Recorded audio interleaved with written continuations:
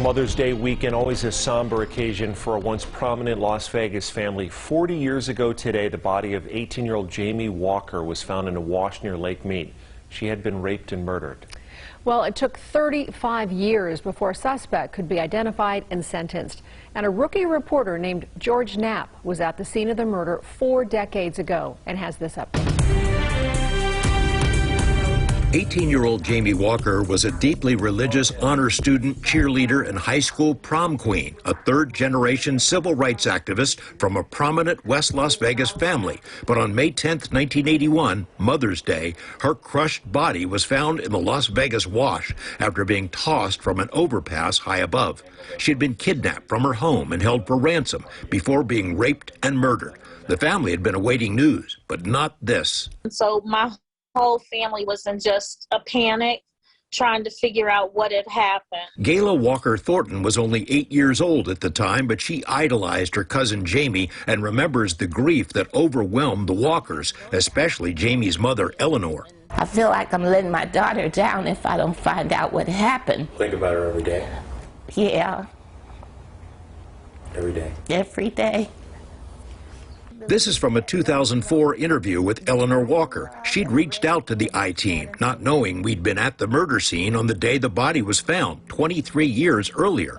From the beginning, the grieving mom worked the case herself, made copious notes, stayed in touch with Metro cold case detectives, and lobbied news reporters to keep Jamey's story alive. In 2011, she accompanied us to the spot where the body was recovered, the first time she'd ever been there. It was a difficult moment for everyone present.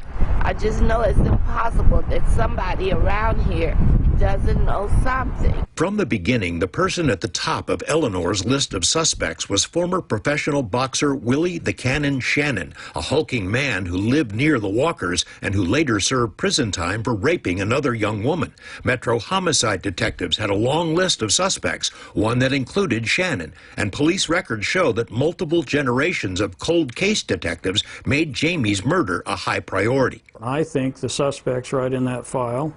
Cold case detective Dave Hatch was also contacted by Eleanor Walker years after the murder. She didn't know that Hatch had also been on that overpass the day Jamey was found. Hatch and his successors pursued DNA evidence multiple times. By 2010, the technology had advanced enough to confirm the involvement of Willie Shannon. He was arrested in Florida and sat in the Clark County Jail for more than 5 years awaiting trial.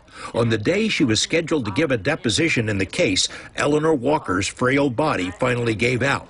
She died before she could see Shannon enter an Alford plea, one in which he didn't admit guilt. In 2017, Nevada's parole board rejected Shannon's first request to be released. A few months later, he was set free anyway and returned to his family in Florida. Well, we were informed. I got a letter 2 days after they let him out. And so that was very offensive.